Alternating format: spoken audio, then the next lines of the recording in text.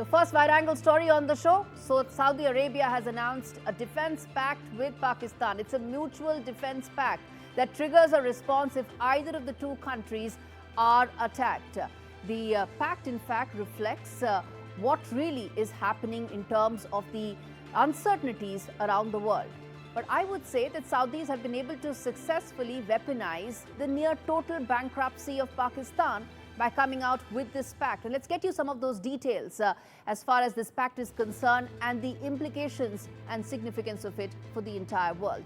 First up, in terms of what is in it for Saudi Arabia, there's nuclear insurance. Pakistan is the only Muslim majority nuclear country in the world. So there is nuclear deterrence that Saudi Arabia are able to get from it, as well as military manpower. Saudis essentially do not have much military capabilities. They rely heavily on America, and Pakistan's military capabilities then become a huge push for it.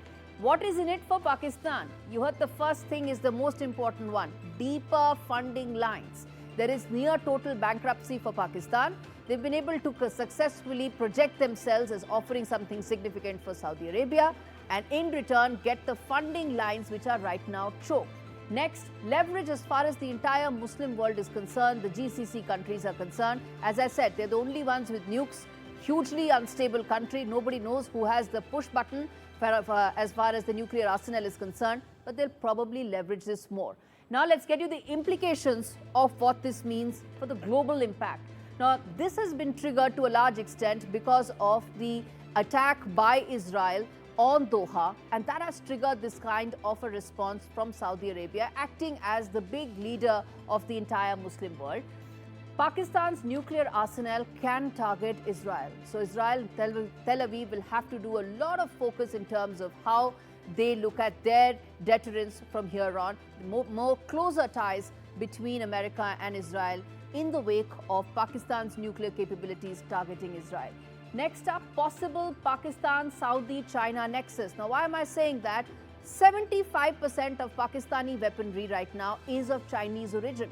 So if this is the supply lines that they have from their military hardware, of course, going forward, you're looking at a Pakistan-Saudi Arabia-China nexus that may get closer in time, allowing China to continue to make deeper inroads in the region through its CPEC and then BRI investments as well.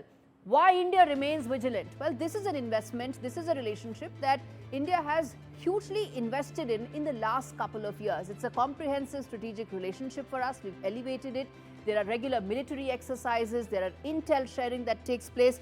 And also at the same time, this year, we formed the Ministerial Committee on Defense Cooperation. There's a lot of close contact between India and Saudi Arabia on all these parameters. Now, in the wake of this pact that has come to light between Saudi Arabia and Pakistan, India will have to do some rethinking because of the closeness that we now share with Riyadh on multiple such factors. Well, viewers, if one were to look at its larger dimension, one can say that by binding a completely dependent Pakistan closer, Saudi Arabia has actually signaled to America and to the world that it will chart its own defense path. But more importantly, Saudi Arabia has never defended Pakistan's act in sponsoring terror against India. And that's the most important distinction that we need to keep in mind. Yes, it's signaling to America that they are going to do what they think is best in their interests. But let's not try and think that this is going to hurt Indian interests. Prime Minister Modi was in Saudi Arabia when the Pakistan-sponsored Pahalgam terror attack took place, and it was condemned in the harshest words by Riyadh. Now, Saudis are now going to jeopardize a much bigger, more evolved partnership with India by backing Pakistan's repeated misadventurism. There are deep oil interests at play as well. India is one of the largest oil importers in the world. We've pivoted towards Russia because it's cheaper. Can Saudi Arabia afford to actually antagonize us and let go of that massive oil exports to India? Well, the more I see it, the more it looks like Pakistan army committing its resources for Saudi efforts for Yemen and Israel. It's not the other way around.